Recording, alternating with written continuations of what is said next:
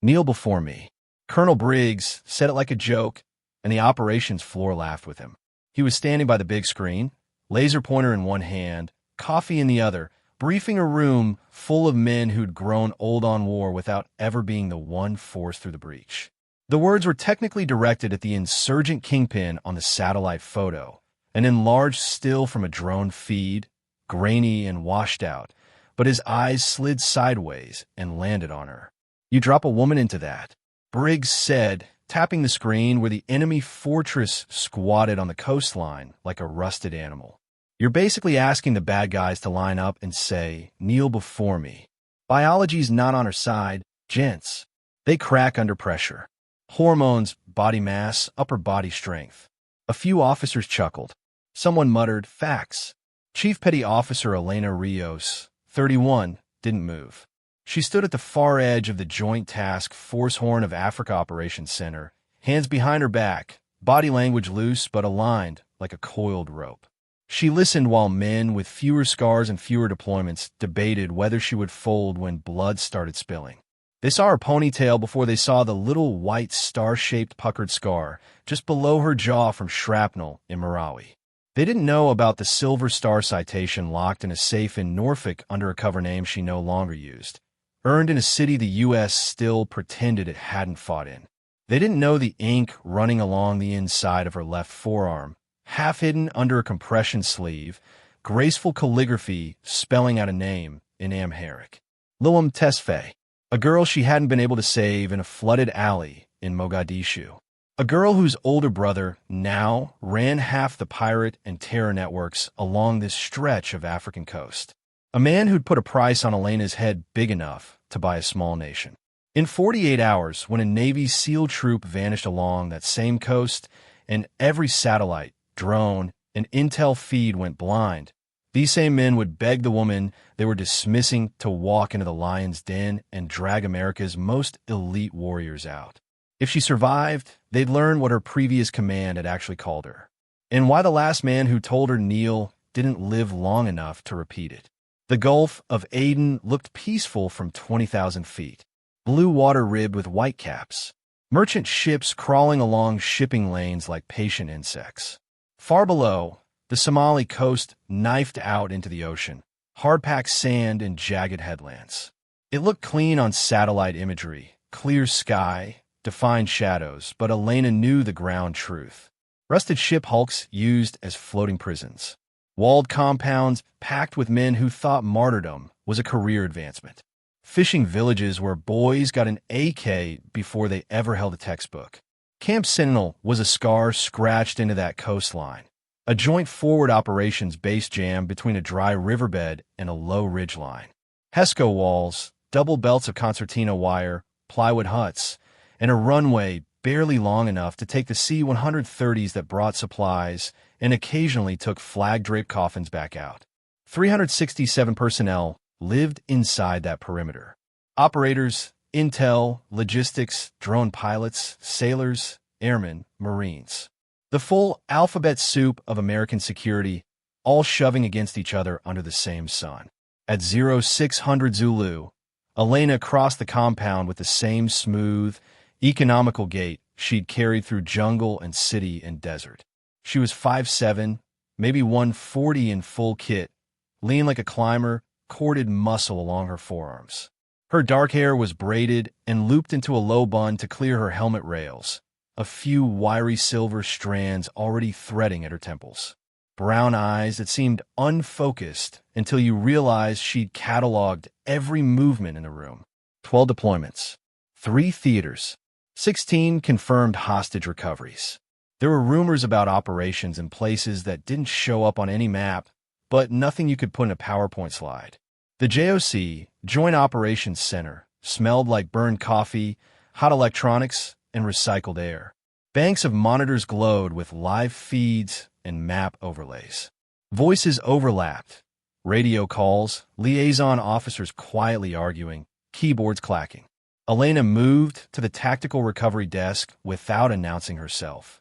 Lieutenant Rivers, her OIC, gave a small nod without standing. He was 28, former surface warfare officer turned intel nerd, glasses permanently smudged. He'd seen the footage from Marawi. He didn't question why she was here. Colonel Briggs' voice floated across the room from the front, self-satisfied and amused. So you send a male direct action element. They're less likely to be used as leverage or propaganda. We have to think strategically, not sentimentally, people. Elena's jaw ticked once. Her fingertips brushed the underside of her collar as she sat, touching the raised line of scar tissue along her neck. It itched when she was angry. She forced her hand away and focused on her monitor. Route maps, old imagery of the coastal fortress the colonel was using as a prop for his argument. The fortress was real. A former Soviet listening station built into a cliffside, long abandoned on paper, privately reactivated by a consortium of pirates and jihadists who called themselves the Red Tide Brigade. Armored doors, tunnels bored into rock, anti-aircraft guns welded to scraps of deck plating on the roof. No one owned it, which meant everyone did. Perfect place to disappear prisoners and hostages while the world argued about jurisdiction. Their main target of interest, Dawit Tesfaye, Lewum's brother, codenamed Cerberus. Photographs showed a tall, narrow-faced man with careful eyes and a beard cut short, dressed in whatever camouflage his donors had shipped that month. He posed like a revolutionary leader, hand raised mid-speech. Elena didn't look at his face. She looked at his hands, the slight tremor in his left pinky, the missing chunk of his right ring finger, the faint white line on his throat from their last meeting in a flooded alley. He'd earned his nickname, 3 heads, 3 lives. They tried to kill him twice. The first time, he'd simply disappeared. The second, he'd crawled out of the inferno she'd left behind, burned but breathing. Third time would need to be permanent. Elena had grown up on the wrong side of San Diego's postcard. Not the beaches and yoga and sunshine. The part inland where the stucco peeled off in sheets and the sirens never stopped. Her mother worked double shifts at a diner off I-5. Her father's name was a question mark. She learned early that nobody was coming to save her. At 10, she was breaking down a .22 rifle under the watchful eye of her mother's brother, Uncle Manny, a former Marine who'd come back from Fallujah with a limp and a stare that went straight through walls. At 12, she was tracking jackrabbits across scrub hills, Uncle timing her breaths and telling her about wind and distance and why it mattered where you aimed. He never glamorized war. He called it what it was, a meat grinder that ate the poor first. But he taught her anyway, because knowledge was armor, and he couldn't stand the thought of her walking through life unarmed. The foundational lesson came when she was 14. They were in the Anza-Borrego desert before dawn, lying in the cold sand, sweating under too many layers. Manny spotted a coyote limping across a ridge, flank torn by some unseen fight. The animal staggered, but kept moving. "You see it?" he asked. She nodded, peering through the scope, breath hitching. "Take the shot," Manny said. She lined up, finger on the trigger, then froze. The coyote paused, head lifting, eyes 2 burning flecks in the gray light. It looked at her, or she imagined it did, and some part of her refused. She lowered the rifle. "I can't," she said. Manny didn't shout, didn't curse. He just looked at her, old pain digging lines around his mouth. "You think you're being kind," he said quietly. "You're not. That animal's bleeding out. You giving it 10 more hours of pain isn't mercy. It's you avoiding feeling bad." He took the rifle, put a single round cleanly through the coyote's chest, watched it drop. "Hesitation isn't always noble, Mija," he said, handing the rifle back. "Sometimes it's just selfish. Sometimes the hardest thing you'll ever do is pull the trigger when you don't want to, because somebody has to." She enlisted at 18. Passed boot camp without blinking. The Navy figured her language skills, English, Spanish, the Amharic she'd picked up for neighbor kids, made her valuable. The SEALs figured her ability to slip unnoticed through a fight made her invaluable. By 23, she was attached to a special reconnaissance team that officially didn't exist. Marawi had broken her open. A maze of flooded streets and concrete husks in the Philippines. Militants on rooftops, civilians trapped in basements. The air full of dust and cordite and prayers. Her team was moving a group of hostages out when the IED buried in a pile of rubble detonated. The blast lifted her off her feet and shoved shrapnel in her throat and shoulder, spinning the world end over end. She woke up choking on blood, sound reduced to a high whine. 2 SEALs were down. One was already gone, half his body simply absent. The other, Petty Officer Kyle Hart, lay pinned under a collapsed balcony, legs crushed. He met her eyes and tried to talk. All that came out were wet gasps. She put both hands on the debris, tendon screaming, and tried to move the weight off his chest. Couldn't. For 11 minutes she tried, muscles shaking, blood running down her own neck. 11 minutes of Hart fading from human to object, of his eyes begging her to do something. The medevac bird arrived 9 minutes too late. Later, a Silver Star citation would say she'd stayed under heavy fire to try to save a teammate. It would have flowery language about conspicuous gallantry and disregard for her own safety. It didn't mention the moment she realized he was gone and still refused to let go, fingers locked around broken concrete, refusing to accept physics. It didn't mention that she heard his voice in every quiet moment afterward, whispering, "You did everything you could, Rios." And her answering every time, "No, I didn't." She refused medical retirement, fought through rehab with the stubbornness that had nearly broken her jaw in boot camp when she refused to quit a plank hold. Her vocal cords healed.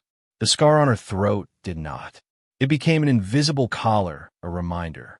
Conventional units didn't know what to do with someone who'd seen that much and kept asking for more, so she drifted sideways.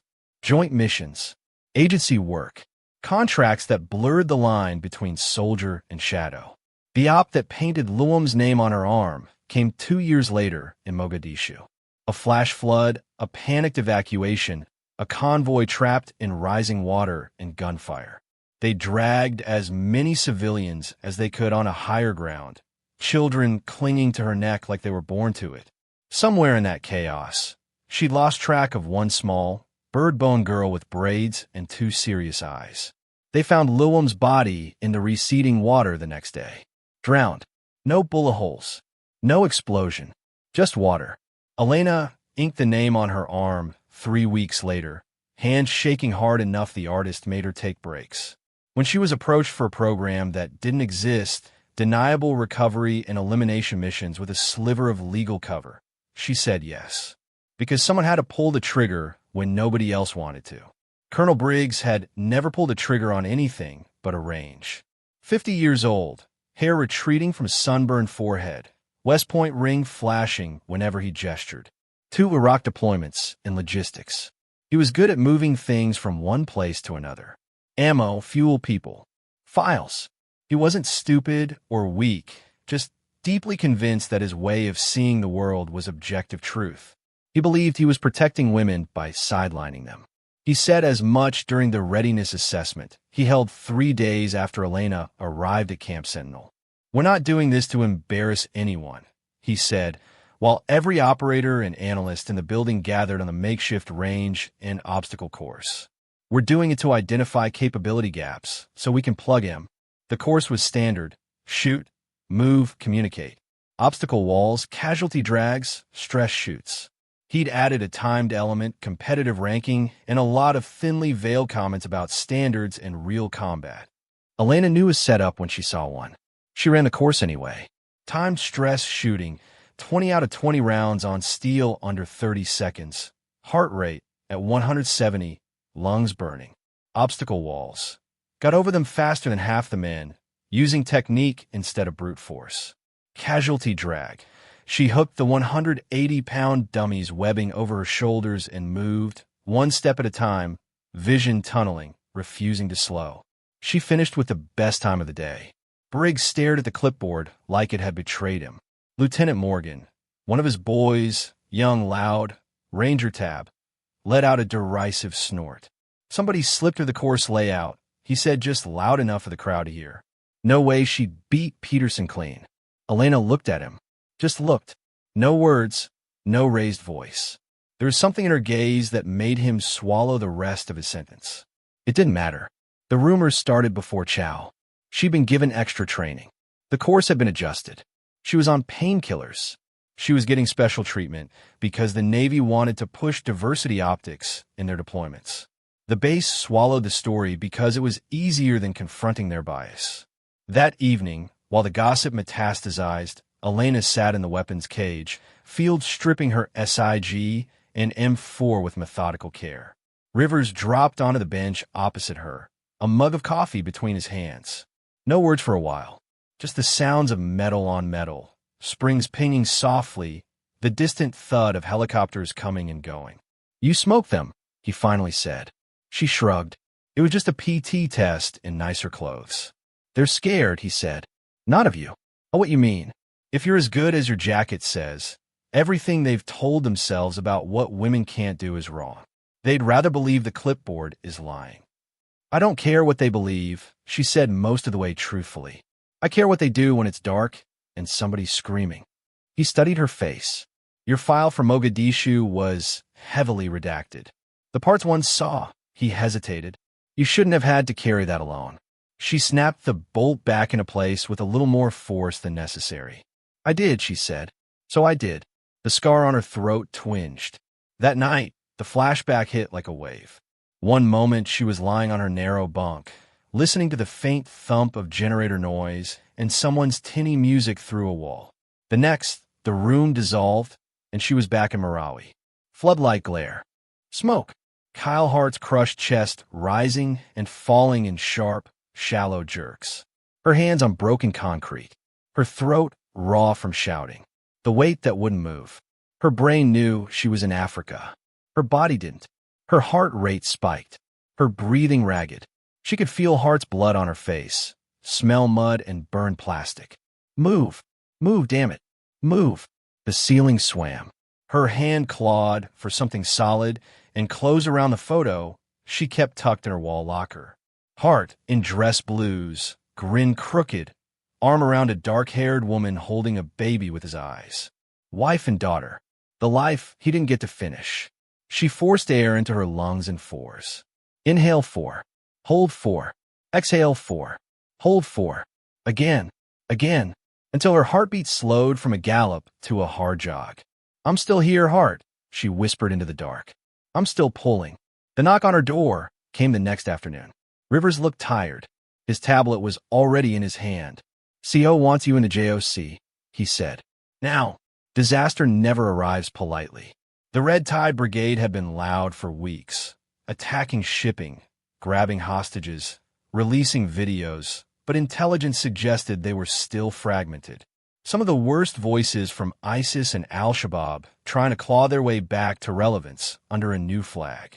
Joint Task Force had been tracking them like a swarm of hornets, waiting for a pattern. They got one, just not the one they wanted.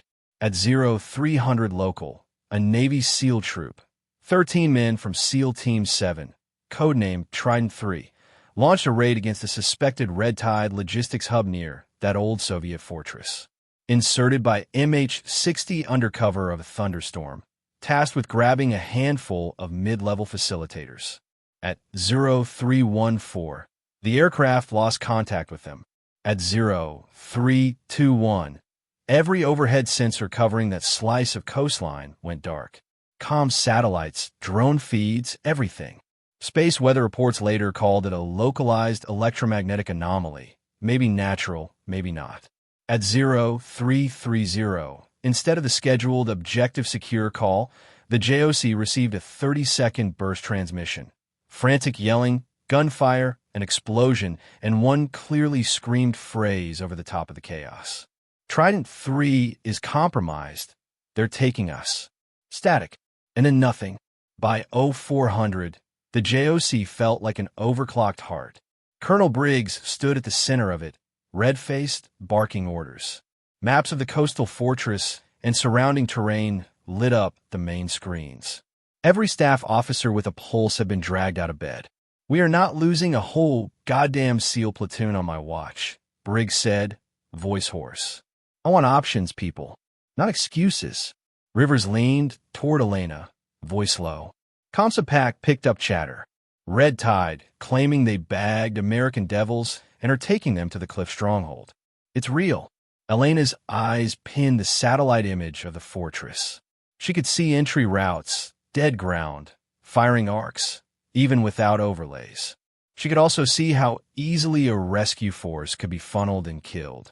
Briggs jabbed a finger at a major in operations. We put a Marine company on the ground, roll armor up that wadi, pound their positions with the 155s and AC-130. With respect, sir, the major said, we don't have a C-130 coverage for another 16 hours. Air Force is diverting assets, but then we go with what we've got. That fortress is hardened, Rivers said, unable to help himself. Our intel says they've got at least 150 fighters on site in rotation, plus heavy weapons. You roll up a company, they'll chew vehicles up before they get half a click from the entrance. So we sit. Briggs snapped. We let our men get paraded on video, and we send less, Elena said. The room went quiet. She spoke without raising her voice, but somehow everyone heard her. We send a small element, she said. 4, maybe 6 operators. Light, fast, no vehicles.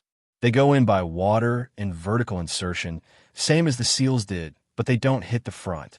They find the cracks. They slip in, locate Trident 3, and extract. We use the anomaly in our favor. No overhead means no cameras. Less propaganda value for the enemy. A handful of people against a fortress full of hostiles, Briggs said, incredulous. That's suicide. A handful of people are harder to detect and easier to move, Elena said. A company can't hide. A 4-person team can disappear in a shadow and live there. Rivers cleared his throat. She's done this before, sir. In deniable environments. Behind lines. Briggs' gaze sharpened. Hostage recovery is one thing. This is different. These are Tier 1 assets. With respect, Elena said, meeting his eyes, hostages don't care what patch you wear. A bound man is a bound man. Who leads this fantasy team of yours, Chief? The sarcasm was thick. I do. The word surprised even her with how easily they came. The pause that followed felt like a hell breath. Briggs looked her up and down as if seeing her for the first time. The scar at her throat. The faded burn marks running under her sleeve. Rivers spoke quickly. We pair her with a small element from Bravo Company. Sergeant Cole, maybe, and... Briggs cut him off with a raised hand. No, he said slowly. No, this is perfect. You all keep telling me she's the second coming of G.I. Jane. Fine. She wants to prove she's built for this. She can prove it. His stare landed on Elena, knife hard. Chief Rios, you have your team. You, Rivers, and 2 of my finest for Bravo. You'll infiltrate, locate Trident 3, and signal once you have eyes on. We'll stage quick reaction to move if you succeed. If you don't, he shrugged. You knew the risks. Rivers' jaw tightened. He knew exactly what this was, a test designed to fail, with real lives in the balance. Elena just nodded. Understood, sir. Briggs wasn't finished. You launch in 4 hours, he said. That gives you time to gear up and make peace with your gods. He turned away, already barking for air tasking orders. Rivers exhaled slowly. He just sent you into a fortress full of guys who get paid extra to hate you. Not just me, Elena said. You too. Rivers blinked. I assumed you'd leave me here to run comms. I need someone who can talk to every asset we have and keep me from walking into something stupid because my brain's still in Marawi, she said. That's you. He swallowed once. Okay. Who else? Sergeant Deshaun Cole, she said without hesitation. And Petty Officer First Class Hannah Kim. Cole was Bravo Company's quietest squad leader, built like a refrigerator, PT scores off the charts, never raised his voice unless someone was bleeding out. Kim was an EOD tech and combat diver with a grin like a knife. She'd once disarmed an IED at the bottom of a well with one hand while holding her breath. For felt right. Too many more, and they'd start casting shadows. Preparation was its own language. They met in a small briefing room that smelled like marker pens and recycled fear. Elena drew the fortress on the whiteboard from memory, lines quick and sure. Landward side is a kill box, she said. Mine belts, overlapping machine guns, RPG nests in the rocks. That's what they want us to use. They know conventional doctrine. She tapped the seaward wall. Here's where they're lazy. They think the cliff and surf would do the work. We come in low and rigid hull boats, cut the engines 500 meters out, drift. Cole and Kim swim with me. River stays back on the boat with comms, ready to exfil our ride the second we have our people. She marked an X halfway up the cliff. Fresh exhaust staining here on the last drone imagery. Hidden vent or auxiliary tunnel. We find it. We find a way in that bypasses their main choke points. Cole grunted approval. Less guns pointing at us that way. Kim smiled sharp. And if the vent's too small? Then we make it bigger, Elena said. Gear up was quiet intensity. Wetsuits under stripped-down plate carriers. Suppressed rifles. Sidearms. Knives balanced for throwing and stabbing. Breaching charges in line. Extra flex cuffs. River's loaded waterproof radios and a satellite handset into a dry bag that might or might not work under the anomaly. They moved to the boat as the sky lightened from black to charcoal. The ribs' rubber sides bounced under their weight. The water smelled metallic and cold. Rivers paused before stepping in. You ever going to tell me your real call sign? He asked, half joking, half not. She checked the tension on her harness. You wouldn't like it, she said. Try me. Her gaze slid to the horizon, where the fortress's cliff was a dark smudge against the sky. They used to call me Nemesis, she said, because by the time I showed up, someone had already really pissed me off. That's comforting, Rivers said faintly. Kim chuckled and slapped his shoulder. Relax, LT. You're rolling with a god of vengeance. That's a plus. The boat cut through the chop, bow, slamming occasionally, spray cold on their faces. A few miles out, Rivers killed the engine on her signal. Silence pressed in. The fortress loomed ahead, a black tooth biting the sea. Dim lights winked along the top. Guard posts, maybe. No sound carried over the surf. Elena checked her gear one last time. Once we're in, we assume we're on our own, she said. Comms are a gift, not a guarantee. If we get separated, Rally Point is the inlet we clocked on the south side. Cole nodded. Kim flashed a thumbs up. They slipped over the side, into the cold. The water clawed heat from Elena's bones.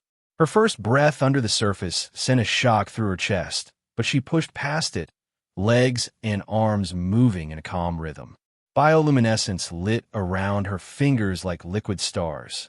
They reached the base of the cliff without incident, hands scrabbling on slick barnacled rock. Cole went first, driving pitons into tiny cracks like he'd been born with a hammer. Kim followed, then Elena, their lines clipped in, bodies moving like a single organism. Halfway up, Elena smelled it, faint diesel and hot metal bleeding from a narrow fissure in the rock. She pressed her face close. Warm air drafted out. Vent, she whispered. Big enough? Kim asked. Only one way to find out. She shed her tank, clipped it to Cole's harness, and wriggled into the opening. Barnacles scraped her plates. Her chest compressed. For a moment she was back under collapsed concrete in Marawi, lungs burning. Move. She forced herself onward. The vent widened suddenly, dumping her into a dark space that smelled of oil, rust, and stale sweat. A generator room. Humming machines, faint light from a single bare bulb. Footsteps echoed overhead. She unclipped her knife, waited, breath shallow. A door opened. A man stepped through, jaw cracking in a yawn, rifle slung. He turned his back to her to scratch his side. She moved. Knife in, hand over mouth, twist. He jerked once, then sagged. No gurgling. No drama. Just a body suddenly obeying gravity. She eased him down, listening. No alarm. She tapped the vent twice. A moment later, Kim's boots dropped beside her, then Cole's bulk. How many? Cole murmured, eyes flicking to the body. One, she said. 281 to go. He snorted softly. You always keep count. Someone else is going to, she said. Might as well be right. They moved into the fortress, becoming shadows. They almost made it. They cleared the lower levels like water through cracks, avoiding main corridors, dipping into service shafts and maintenance catwalks. Cole took out a three-man patrol with suppressed shots that sounded like someone snapping fingers. Kim left a tripwire surprise in a hallway that would at least slow anyone coming up behind. They found Trident 3 on the third tier down, behind a heavy steel door wired with more padlocks than made sense. Elena crouched by the frame, fingertips feeling the metal.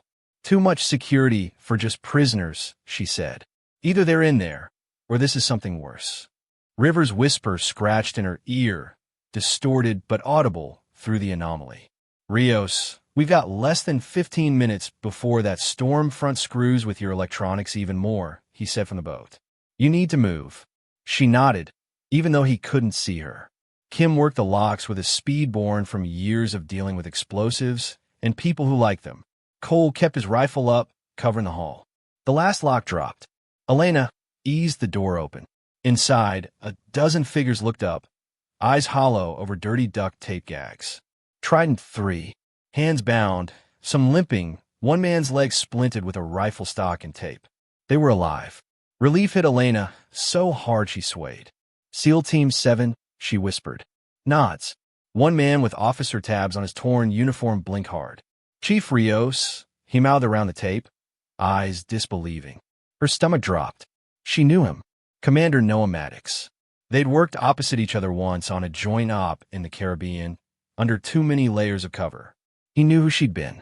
Kim stepped in to cut bonds. Cole moved to hustle men toward the corridor. They never got the chance. The alarm started as a distant clang, then rose into a full-throated howl. Red lights stabbed on. Rios, Rivers shouted over the net, voice suddenly clear. We're lit. Perimeter floodlights just kicked in, and I got movement all over the roof. They know you're inside. Ow! Cole snapped. As if in answer, a loudspeaker crackled in the corridor, the words echoing in English with an East African lilt. American demons, a man's voice purred. You have come so far to kneel in my house. Elena's skin went cold. Dawit Tesfaye. Cerberus. Kim swore under her breath. If you lay down your weapons, the voice went on, I will let some of you live. Maybe. If you make good video. Maddox pushed forward, face pale but steady. Chief, if we fight from in here, we're dead. They'll weld this door shut and fill the room with gas. He was right. Elena's mind ran the routes like lines on a map. Hallway. Stairs. Service shaft they'd use going in. Rooftop. See. All compromised. Cole, Kim. Her voice cut through the siren. Split the team. Get as many of them as you can back to the vent. Use the maintenance tunnel 3 doors down, left. We marked it on the way in, remember? It loops to the generator room. What about you? Kim snapped. I'll buy you time, Elena said. She flipped her rifle to burst. Checked her magazine. 30 rounds. 3 more mags on her chest, 2 on her belt. Sidearm full, knife ready. Charges in her pack. Chief, Maddox started. You want to argue, she said. Do it from the boat. Their eyes met. One leader to another. Shared understanding. Someone had to stay. Bring them home, he said quietly. I plan to bring them all home, she said. She shoved Cole toward the door. Go. They went. The SEALs moved like broken ghosts, limping and staggering, but obeying orders with ingrained discipline. Cole herded them. Kim floated between, a hand at a back here, a shove there. Within seconds, the cell was empty but for Elena. The loudspeaker crackled again. I remember you, Tesfaye's voice said, closer now, somehow. Little American with the sharp hands. You left me in the water with the dead. I climbed out. Elena stepped into the hall, heart very calm. Yes, she murmured. That was my mistake. Heavy footfalls shook the deck. Men shouted in languages she recognized, Somali, Arabic, a little broken English. Metal clanged as doors slammed. They came. The first wave was sloppier than she expected. 10 men at a rush, adrenaline making them brave and stupid. She dropped 3 with precise bursts before the rest realized the hallway was a bottleneck and skidded sideways, try to find angles. She backpedaled, drawing them deeper, letting their own numbers choke them. Grenade. Flashbang. She kicked it back around the corner before it cooked off, used the blast as cover to move. She didn't try to hold the line in one place. That would have been noble and short-lived. Instead, she turned the fortress against itself. She ducked into a side room, slapped a charge on a fuel line, and kept running. 30 seconds later, a wall of flame roared to life behind her, cutting off one approach and sending men screaming in every direction. She shot sparingly. Aim, fire move. 2 in the chest, when she had to. One in the leg if she could, letting friendly fire finish them when they stumbled into their own kill zones. They'd built this place to trap invaders. They'd never imagined the invader would already be inside their maze. The kills mounted a cold tally in the back of her head. 15, 27, 42. Some were indirect. A stairwell collapse triggered by a shaped charge, a ricochet that took a man in the throat. Some not. A young fighter, barely more than a boy, eyes wide behind a too-big helmet. She shot him anyway when he lifted an AK in her direction. His mouth made a small, surprised "oh" as he fell. "Don't hesitate," Manny whispered in her memory. "That's selfish." She kept moving. At one junction, 3 men cornered her, muzzles flashing. A round chewed a groove along her upper arm. Pain flared, hot and distant. She dove through a doorway, rolled, came up behind them via a maintenance hatch only she knew was there because she'd studied Soviet-era architecture on the flight over. 2 down with double taps. The third she took with a choke and a twist, old training kicking in. He clawed at her arm, then went slack. The loudspeaker blared again, closer, almost conversational. "You cannot win," Tess Face said. "You are one woman." Elena grabbed the handset of a wall intercom and jabbed the transmit button. Her voice echoed in every corridor, raw and low. "One woman is all it takes," she said. "You should have finished the job in Mogadishu, Dawit." Silence. Then, soft, almost amused, "Come to me, then. Kneel before me, and I might let your men breathe longer." Her lips peeled back. "When I see you kneel," she said, "it'll be because I cut your hamstrings." That got under his skin. She could hear it in the sudden anger in his orders, the way men began moving sloppier, breaking cover to impress him. Pride killing them faster than her bullets. The count climbed. 90, 120, 180. Her mags ran dry faster than she liked. She scavenged from bodies, snatching up fresh magazines, swapping rifles without thinking about their previous owners. She was bleeding in 3 places, none catastrophic. Her ears rang constantly now. The siren had cut off at some point, burned out or silenced, leaving just the sounds of battle. She checked in with Rivers once, breath coming in harsh pulls. "Status," she rasped. "Cole and Kim got Maddox and 9 others into the vent," Rivers said. "We're loaded and ready for you. But we've got contacts moving down to the waterline. A lot of them." "How many?" "Thermal says." "Jesus. Dozens. Maybe more." "Rios, you have to move. If they pin us." "They won't," she said. "Why?" "Because they'll be dead." "Chief." She cut the line. There was no room in her head now for anything but angles and breath and bone. She reached the central stairwell, a spiraled shaft with metal walkways encircling it at each level. Men swarmed it, firing down toward where she'd left a tripwire earlier. 2 bodies already lay tangled at its base. She looked up. She looked down. A plan snapped together in her mind, ugly and effective. She dove onto the nearest body and stripped off his vest, ignoring the warmth still in it. Grenades. Lots of them. Chinese clones with pins bent for quick throws.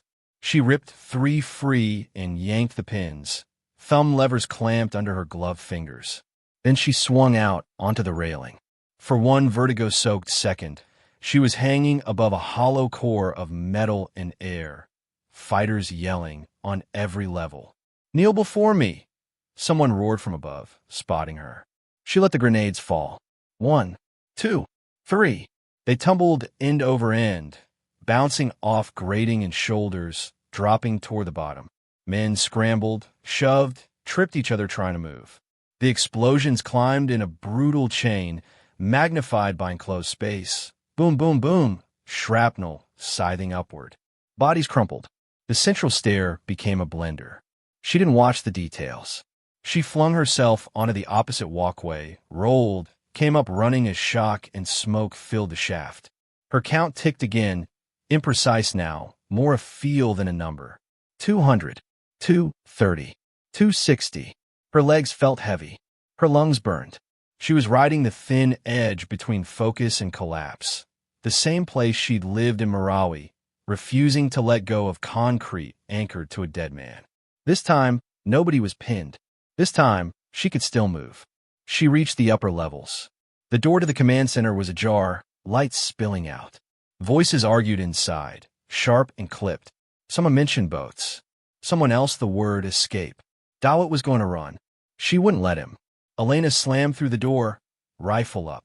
For frozen heartbeat, everyone stared. Maps pinned to walls. Radios squawking. An old wooden desk with a satellite phone on it. 5 men in mismatched uniforms. In the center, in a clean combat shirt and a chest rig that looked new, stood Dawit Tesfaye. He was exactly as in the photos and nothing like them. Taller, more gaunt, burn scars crawling up the left side of his face like vines. His eyes were dark, bottomless. Recognition flared there. "You," he said. "You should get better security," she said. The men around him moved, eyes wide, raising weapons. She shot them first. 2 rounds each, center mass. They went down like cut strings. Dawit grabbed the nearest one and yanked him in front of his body, using him as a shield. Smart. Cowardly. The two weren't mutually exclusive. He fired around the body wild. A round tugged Elena's sleeve. Another slammed into the desk. She dove left, rolled behind a metal cabinet. Papers fluttered like panicked birds. "Do you know how many men you killed today?" Dawit shouted, voice high and thin now. "Do you think it will change anything? Another will take my place. 10 more. 280-something, she called back. "Feels like it changed a lot for them." He screamed and emptied his magazine blindly. She waited, counting the shots. When the click came, she moved, using the lull. He was backing toward a side door, dropping the empty mag, fumbling for another. She hit him low, shoulder to his midsection, driving him into the wall. The impact knocked the magazine from his hand. They crashed to the floor, grappling. He was stronger, but she was meaner. He swung an elbow. It connected with her jaw, sending sparks across her vision. Hands clawed for her throat. She let him think he'd found purchase there, then rotated her body, letting his momentum carry him down. They rolled. Her knee found his ribs. Something popped. He wheezed. His hands scrabbled for something on the floor, a dropped pistol, cold metal against palm. He brought it up, muzzle hunting. She grabbed his wrist with both hands and slammed it into the floor. Bone cracked. The pistol fired once, shot going into the ceiling. Plaster rained down. He screamed, high guttural. She was breathing like she'd run a marathon. Her vision tunneled. The scar on her throat was a live wire. Hart's face flashed over Dawit's for a heartbeat. Then Luam's, braid floating in floodwater. Not this time. She wrenched his arm back until his shoulder joint threatened to tear. His knees buckled. He slid, body folding. She didn't shoot him. That would have been quick. Instead, she drove a boot into the back of his leg, just above the knee. Once. Twice. On the third strike, the joint gave. He crashed down, screaming, hands slapping at the floor. He ended where she'd promised, on his knees. She grabbed a fistful of his hair and yanked his head back. Their faces were inches apart now. His breath stank of coffee and fear.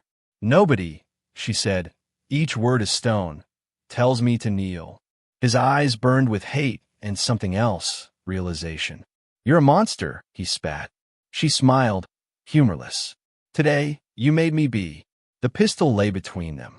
She picked it up and jammed the barrel against his collarbone, where bone and nerve clustered. "You're going to call your men," she said softly. "You're going to order them to stand down on the seaside, to fall back, to hold fire. You're going to tell them you don't want to lose your prize prisoners. If you don't, I will make you sing a very different song." He stared at her, sweat slick on his burned skin. "And if I refuse?" "You know what nerve clusters do," she said. He did. His scream into the radio was real, not faked, when she squeezed the trigger and sent a shot through that knot of sensation instead of his skull. The bullet shattered bone, but missed arteries. Pain exploded through his nervous system.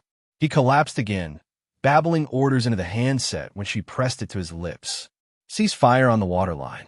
Hold positions at the landward gates. Bring the prisoners toward the docks." He wanted to see them moved personally. His words spilled in a rush, half mad, but his men obeyed. He'd built a cult. They believed him, even broken. The path out cleared like a drain, unclogging. Elena left him there on the floor, bleeding and conscious. Some part of her knew he'd face courts and tribunals and 1,000 people wanting a piece of him. Some darker part wanted to end it now. She didn't. Not because he deserved mercy. Because Hart hadn't gotten trial or appeals or cameras when he died under a balcony. Dawit would have to live with this. The corridors down to the generator room were eerily quiet now. She moved fast, feet slipping a little in pooled blood, body starting to tremble as adrenaline shifted in her veins. By the time she reached the vent, her legs felt like sandbags. Cole's voice came from the darkness ahead. "Chief, anyone not in the boat yet," she rasped, "is about to miss their ride." Hands reached from above, pulling her into the fissure. Kim's face swam into focus, freckles stark against pale skin.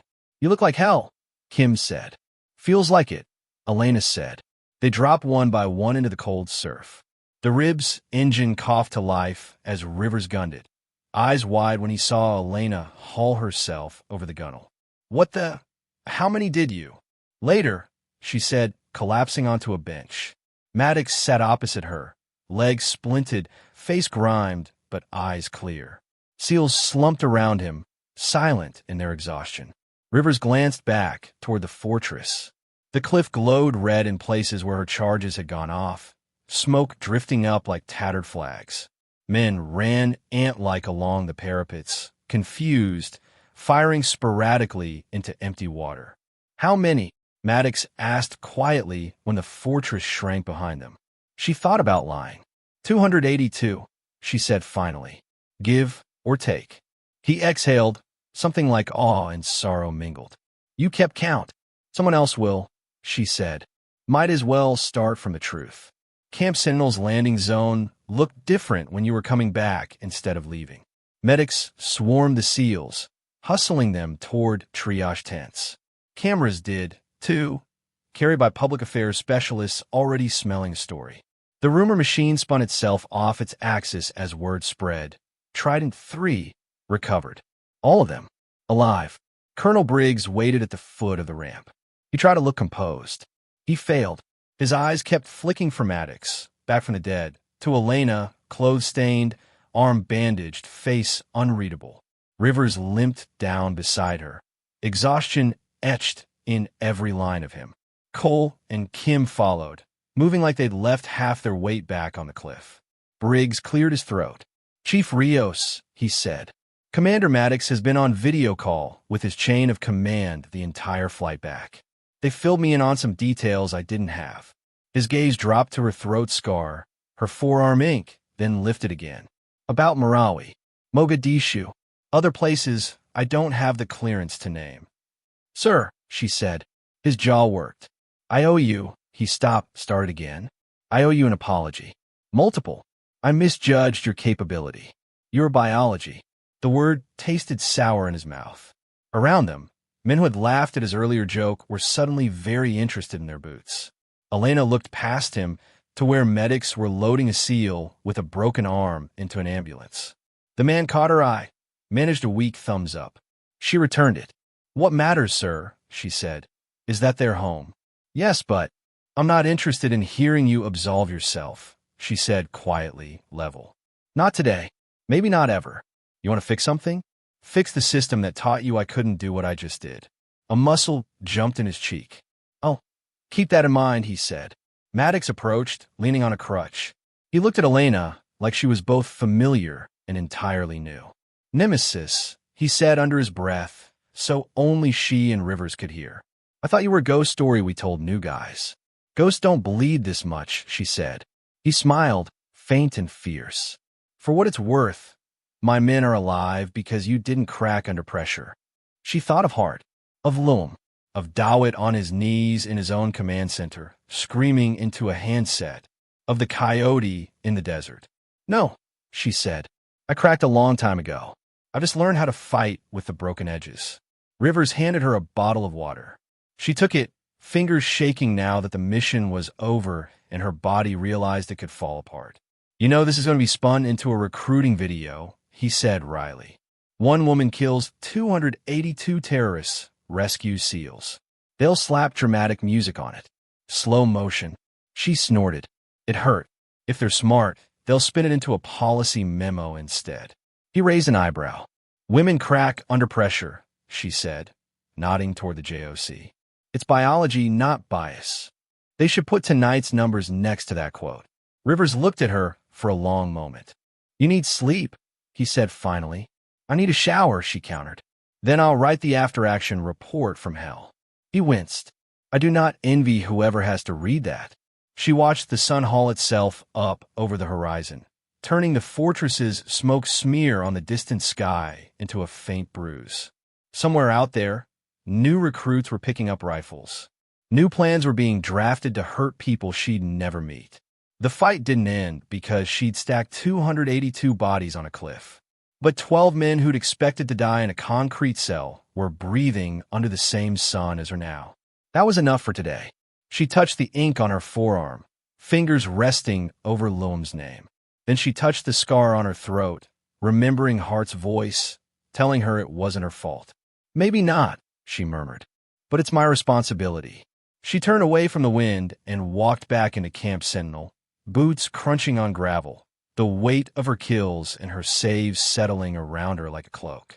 Behind her, the story was already growing as it passed from mouth to mouth. Kneel before me. Some would say she hissed at the warlord before she broke him. They captured her, and she broke free. Others would add, eyes wide. Killed 282 of them. Brought the SEALs back by herself. Rumors would distort the details, romanticize the blood, erase the shaking hands afterward. What would remain, stripped of gossip and awe, was simple. They captured her. She did not kneel. And the next time someone tried to use biology as a weapon against women like her, there would be at least one story on record that made them think twice before finishing the sentence.